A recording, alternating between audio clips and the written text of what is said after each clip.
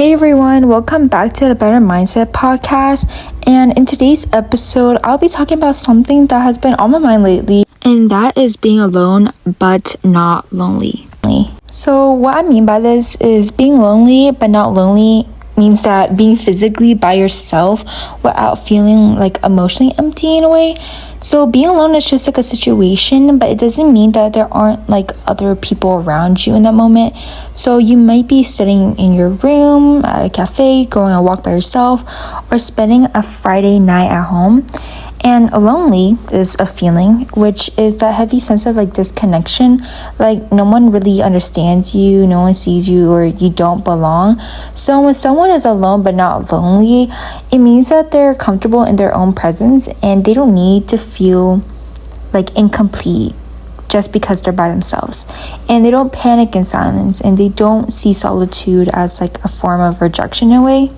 And honestly, I want to talk about this today because it's been something that honestly took me a while to figure out.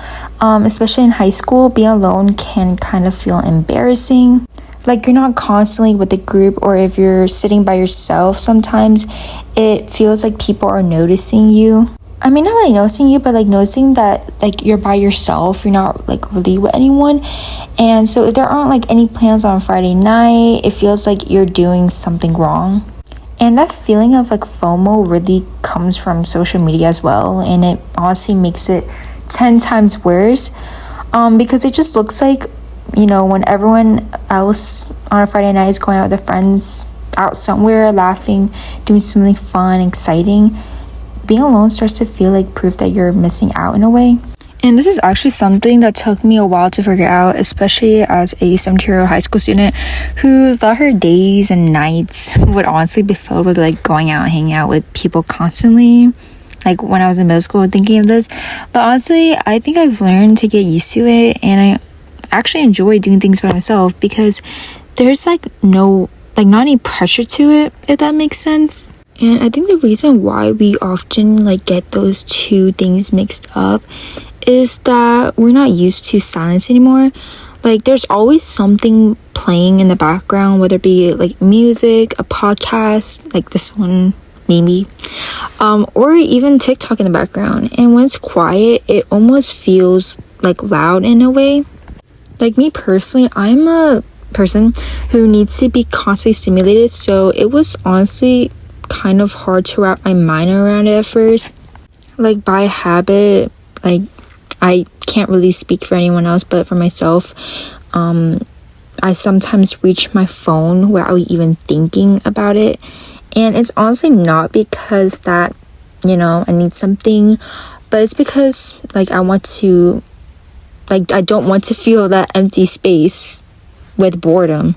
And at some point, I've realized high school social life isn't everything. Like, yes, it should be one of the most like joyous years of my life, and it's actually really good and it's important. Like, we're all human, and it's really important that we need to be, you know, socializing with people, and having others around. But I realized that I just don't need to constantly be around people in order to feel like myself. And yes, there are like nobody really wants to hang out with me. I kind of started seeing it as like I'm independent, and I need/want my alone time because that's the time I get to be, you know, by myself with my own thoughts. Like me personally, I love going to cafes by myself because it just makes me feel so like, I don't know, me personally, whenever I go to a cafe and I'm like surrounded by other people and I'm by myself, I just feel like very like I'm comfortable in my own like solitude. I mean, it's not like I don't have people around, but it's like I can do it by myself, you know? And honestly, one of my favorite things to do right now is love spending a self-care Friday night, you know, working on something I care about. And I love that I can sit with my own thoughts and, you know, not panic about it, and having that big feeling of FOMO, like of missing out on anything. And being alone has taught me what actually matters to me, and it's not what's trending, it's not what everyone else is doing. It made me somewhat more like self-aware, if that makes any sense.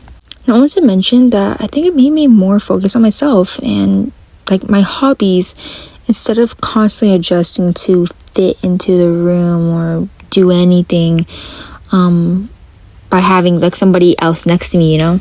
And honestly, don't get me wrong, I love hanging out with my friends and socializing and meeting new people, but weirdly enough, I think being lonely, like being okay with being alone, has made my friendships better, because I stopped saying yes to things just because I, you know, was scared to be left out. And I started choosing people because I genuinely enjoy being around them and not because I needed them to fill the space, which has been a lesson I've learned throughout high school. And it's honestly a really stark difference as to how I was in freshman year of high school and compared to now. And I also, another thing, I was inspired to talk about this today in today's episode, because one of my favorite YouTubers, Sydney Serena, she's like a lifestyle YouTuber. She has a playlist that I've been like binging for the past like year or so, and it is basically a playlist that includes her alone but not lonely videos. And I was so intrigued as to how she, you know, spent her daily routine doing things for herself. And something about that seems so empowering to me, because it's just like she could do things by herself without, you know, seeking the validation of other people. And she was like comfortable in her own presence, which was so intriguing to me. So honestly, if there's anything that I've learned, it's that being lonely isn't something you should be scared of. It's not a sign that you're behind or you're missing out or that something is wrong with you. It just sometimes means that you're growing. And I'm still learning. I'm obviously 17. I'm still in high school and I don't have everything figured out. So there are moments like, you know, where I see other people out doing something on social media and I feel that little feeling of FOMO, which is totally normal. So now when I have that night, you know, actually I don't really think that, but I'm hoping you get the point. But I think, okay, what do I do? Like, what can I do with this alone time that I have? And I honestly really love that, because it's just like a time in like the night where I can focus on myself and, you know, stay grounded. And the mindset shift has honestly changed a lot for me. And also I think being alone has made me become more independent, more self-aware, and honestly more secure in who I am and in my presence. And it's given me like a space to think about my goals, my interests, and, you know, do my hobbies, and also the kind of person I want to be outside of everyone else's like expectations. And I think that's like really important in high school, when it's so easy for us to get caught up in comparison by the things, you know, we see other people are doing around us. And at the end of the day, friendships are amazing. I do love to go out hang with my friends. Being social is obviously very important, but none of that honestly replaces a solid relationship with yourself. Because if you want to be a good version, like put your best foot forward for everyone else, it has to start with yourself. And if you can sit alone and feel calm instead of anxious, that's honestly really powerful within itself.